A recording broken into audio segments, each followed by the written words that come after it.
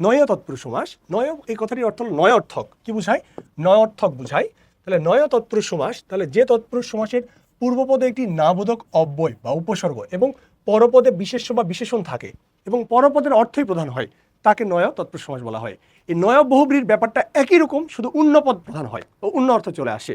তাহলে আমরা একটু খেয়াল করি, তাহলে যে তৎপুরুষ সমাসের পূর্বপদে নাবোধক অব্যয় বা উপসর্গ, তাহলে নাবোধক অব্যয় বা উপসর্গ আমরা 6টা মুখস্থ রাখবো, যে ওনা, ওনা গার্লফ্রেন্ড বেবি, ঠিক আছে? এবার মনে রাখতে পারি যে বেবি আর মায়ের মা হলো নানি, না নি, এই 6টি। তাহলে ওনা বেবি নানি, এই 6টি উপসর্গ যদি কই থাকে? সমস্ত পদের শুরুতে থাকে, সমস্ত পদের শুরুতে থাকে।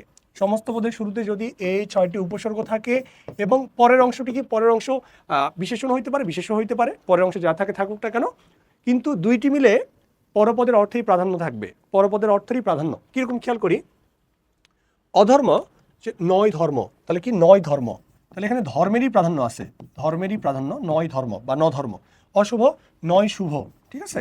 নয় শুভ, তাহলে শুভ ব্যাপারটা তো থাকতে হচ্ছে, শুভ ব্যাপার না থাকলে তো শুধু নয়ের কোনো অর্থ দিয়ে আমরা আইডেন্টিফাই করতে পারছি না। তাহলে এখানে পরপদের প্রাধান্য থাকতেছে।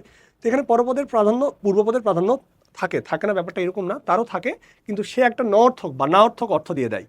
আর বহুব্রীতে ব্যাপারটা কি? বহুব্রীতে অন্য একটা অর্থ চলে আসে।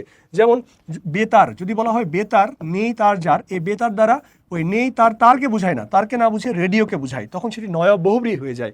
এটি নিয়ে বিস্তারিত একদিন আলোচনা করব, নয় তৎপুরুষ এবং নয় বহুব্রীর পার্থক্য দেখাই দিব।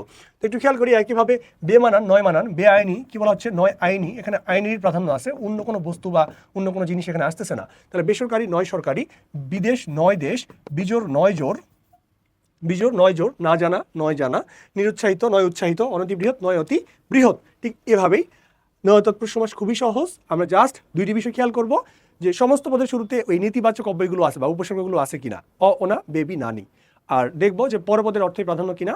আর যদি অন্য পদের অর্থ চলে আসে, অন্য একটা অর্থ চলে আসে, তাহলে সেটি নয় বহুব্রী হয়ে যাবে। আচ্ছা, আশা করি ক্লিয়ার।